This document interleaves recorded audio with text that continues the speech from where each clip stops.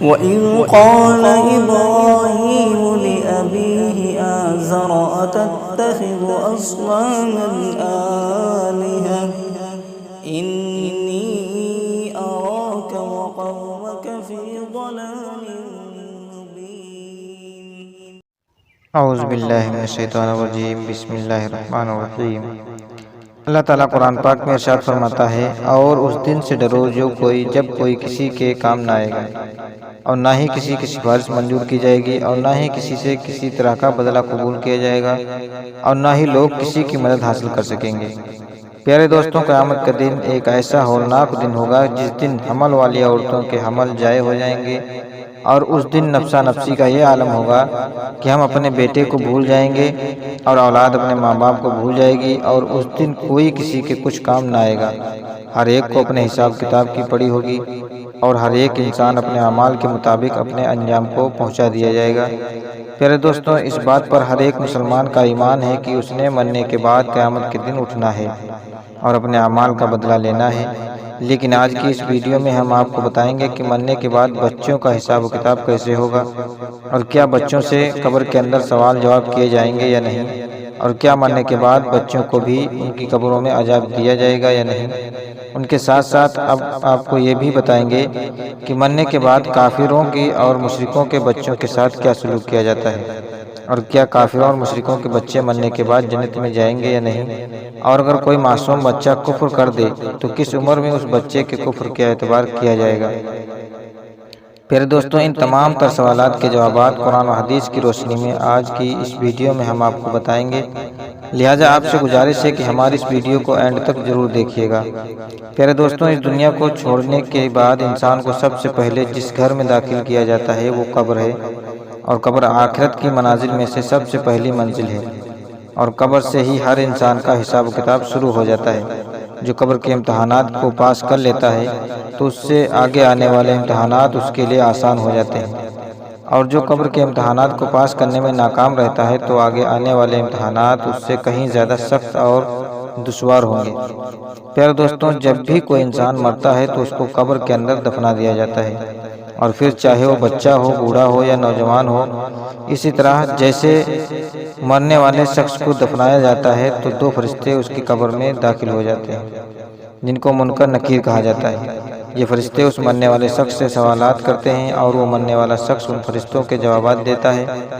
اگر مرنے والا شخص ان فرشتوں کے سوالوں کے جواب ٹھیک دے دیتا ہے تو اس کو جنت کی خوشخبری سنا دی جاتی ہے،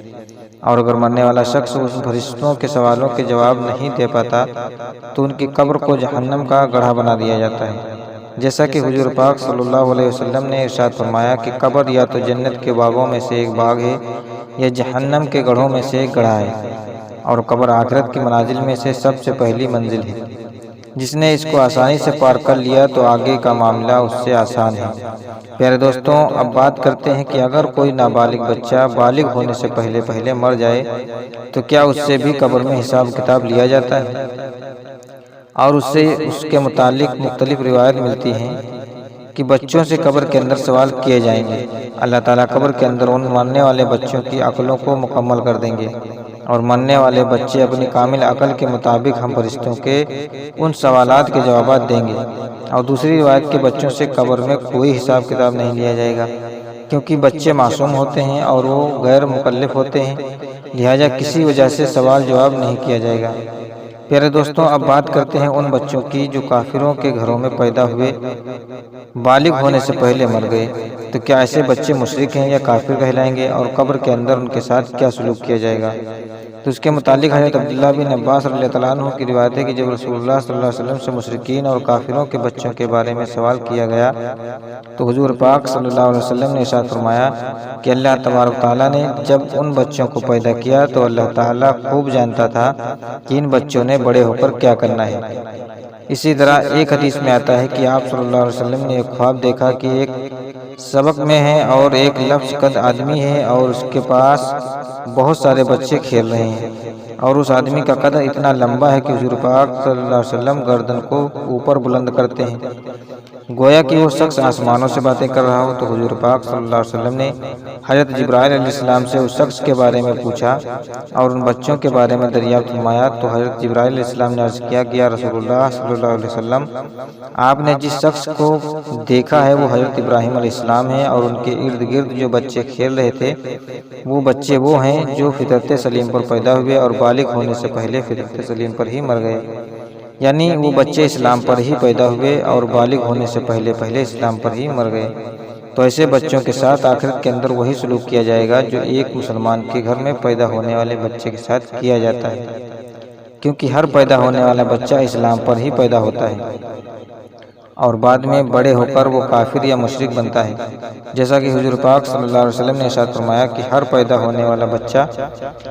فطرت پر پیدا ہوتا ہے، یعنی اسلام پر پیدا ہوتا ہے۔ یہ اس کے ماں باپ ہوتے ہیں جو اس کو بعد میں یہودی یا نصرانی یا عیسائی بنا دیتے ہیں، یعنی اس حدیث سے معلوم ہوا کہ ہر پیدا ہونے والا بچہ مسلمان پیدا ہوتا ہے اور بعد میں بڑے ہو کر اس کے ماں باپ اس کو کافر، مشرک یا عیسائی بنا دیتے ہیں۔ اگر کوئی ایسا بچہ جو کافروں کے گھروں میں پیدا ہوا لیکن وہ بالغ ہونے سے پہلے مر گیا تو اسلام پر ہی مرے گا۔ پیارے دوستوں، اب بات کرتے ہیں کہ بچے کی کس عمر میں بچے کی کفر کے اعتبار کیا جائے گا۔ تو اس کے متعلق روایت میں آتا ہے کہ بچہ جب عاقل اور بالغ ہو جائے اور اچھے برے کی پہچان کرنے لگے تو اس عمر میں اگر کوئی بچہ کفر کرتا ہے تو اس کے کفر کا اعتبار کیا جائے گا اور وہ بچہ کافر ہوگا۔ علماء کرام بیان فرماتے ہیں کہ اگر کوئی بچہ 7 سال کی عمر میں کفر کرتا ہے تو اس کے کفر کا اعتبار کیا جائے گا اور وہ بچہ کافر ہو جائے گا۔ پیارے دوستوں، بات کرتے ہیں کافروں اور مشرکوں کے بچے جنت میں جائیں گے یا نہیں، اور اگر جنت میں جائیں گے تو جنت میں کون سے مقام ان کو رکھا جائے گا۔ پیارے دوستوں، اس کے متعلق مختلف روایت ملتی ہے۔ بعض روایت کے مطابق جیسے مسلمانوں کے بچے جنت میں جائیں گے اسی طرح وہ بچے بھی جنت میں جائیں گے جو پیدا تو کافروں کے گھروں میں ہوئے لیکن بالغ ہونے سے پہلے وہ فوت ہوئے۔ تو اللہ تبارک و تعالیٰ ان معصوم بچوں کو بھی جنت میں داخل فرمائے گا،